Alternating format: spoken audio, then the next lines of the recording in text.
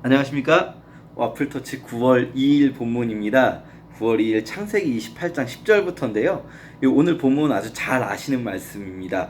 야곱이 이제 형 에서를 피해 도망가다가 어느 한 곳에 이르렀고 그곳에서 잠을 자려고 누웠는데 야곱이 누울 때 그냥 이렇게 집에서 잔 것이 아니라 노숙을 했다는 거죠. 이 노숙을 하는 상황 속에서 야곱이 사다리를 보게 되고 이 하나님께 천사들이 왔다 갔다 하는 사다리를 보게 되고 그리고 그곳에서 하나님의 약속을 받습니다. 야곱은 이곳의 이름을 베델이라 이름하게 됩니다.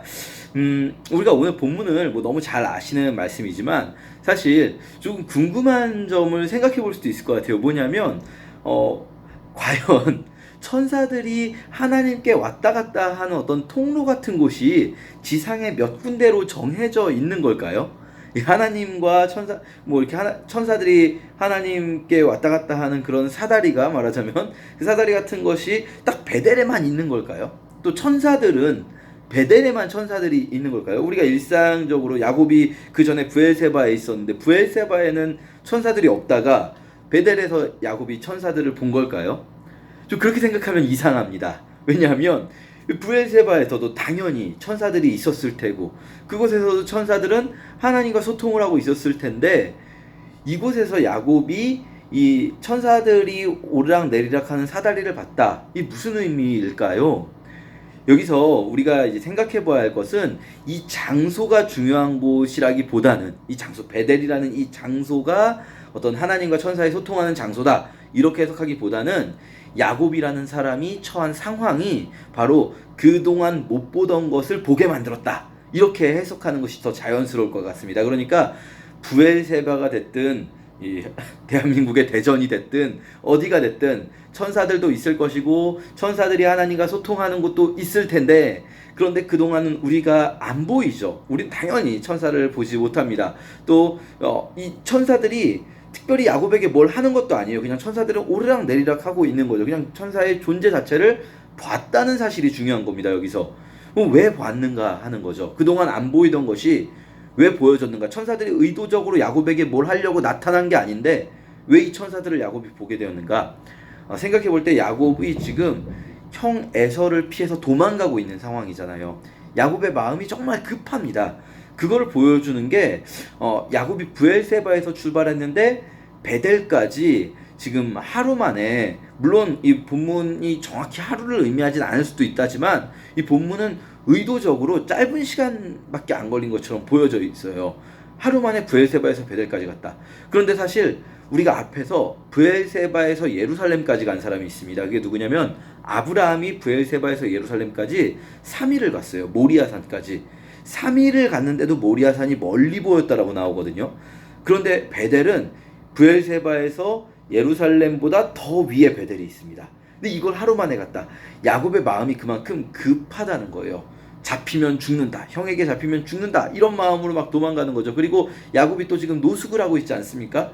이렇게 노숙하는 그 마음이, 이 야곱의 마음이 낮아지고 낮아져서 정말 절망적인 이 시점이 되니까 야곱이 천사를 보게 되는 거죠. 야곱의 뭐랄까요? 우리가 좀 쉽게 표현하자면 영안이 열렸달까요? 이게 어떤 기능적인 능력이 생겼다 이런 개념이 아니라 야곱이 정말 간절해지니까 자기 마음이 너무나 낮아지니까 영적인 세상이 보이게 되었다 라고 이야기할 수 있을 것 같습니다.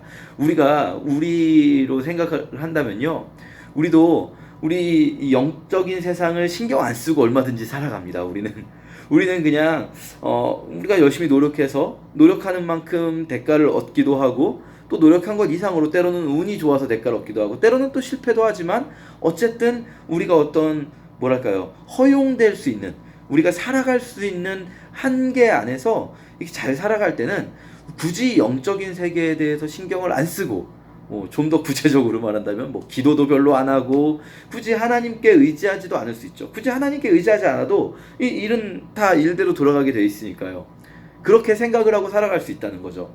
그런데 우리가 언제 영적인 세상을 바라보게 되냐면요, 언제 이 하나님을 간절히 갈망하고 그때 이 세상이 정말 그냥 눈에 보이는 것이 다가 아니라 영적인 세상이 있다는 것에 눈이 띄어지게 되냐면요, 어떻게 보면 우리가 정말 낮아졌을 때, 더 이상 우리 손으로 할 수 없는 상황이 왔을 때, 그때 우리는 이 영적인 세계에 눈을 뜨게 되는 것 같습니다.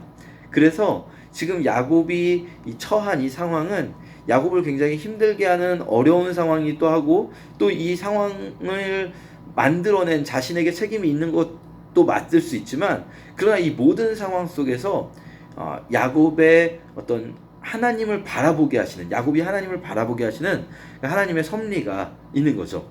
오늘 우리가 이 본문 이렇게 묵상하면서요, 나는 과연 언제 이 하나님의 사다리를 보는가, 이 땅과 하늘이 소통하는 그것을 내가 언제 그렇게 간절히 바라는가, 그리고 또 내가 정말 그렇게 절망적인 상황에 처해야만 그 하늘과 땅의 소통을 바라보는 것이 아니라, 날마다 내 삶 가운데에서 땅과 하늘을 연결해주는 그 사다리를 우리가 갈망하면서 바라보면서 사는 그런 삶이 되기를 우리가 함께 소원하면서 오늘 본문을 같이 묵상하면 참 좋을 것 같습니다.